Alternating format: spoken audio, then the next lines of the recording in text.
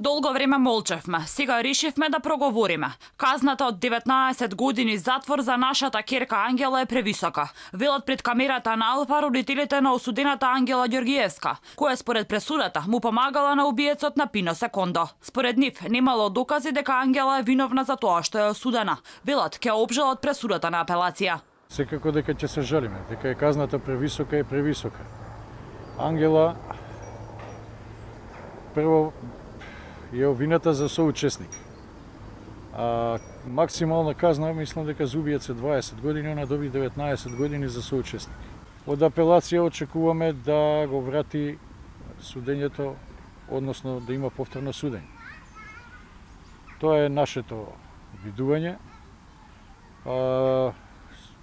Казната е донесена башка без докази, без никакви материјални докази. Тоа и нашиот адвокат си го изјави во завршните зборови. Мајката веле дека не е вештачен телефонот на незината керка, како и дека имало уште многу работи да се истражуваат пред да се донесе пресудата за 19 годишната затворска казна. Вели верува во правда во Македонија, но правдата била селективна. Па може би функционира, меѓутоа не секаде и секогаш.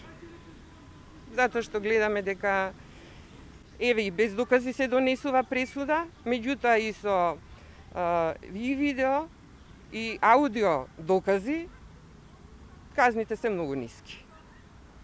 Тоа е тоа. Сепак очекувам дека судот ќе одлучи правилно. Мајката на починатиот Пино пак е незадоволна од пресудата. Во интервју за медиумите вели дека ако има правда, за Ангела требало да има доживотен затвор. Очекувавме, ако веќе зборуваме за правда, доживотен затвор, не може да одземеш нечи живот да си го дозволиш тоа право и да поминеш вака. Ова е само еден лош пример, еден вид на поттик на потенцијалните убици на криминалците. Зошто нема доживотна казна за вакво дело? Зошто не се менуваат законите во Македонија? Зошто ова не се искористи како пример за другите?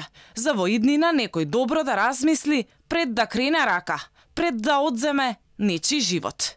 Според судската пресуда, Ѓоргиевска е виновна со тоа што помагала во извршување на убиство, кое како што покажуваат доказите, го извршил Али Фуркан, кој се уште е во бегство. Пино беше убиен на 11 декември 2018 година, а неговото тело беше пронајдено во април 2019 година, кај местото наречено Башинец, во атарот на селото Љуботен.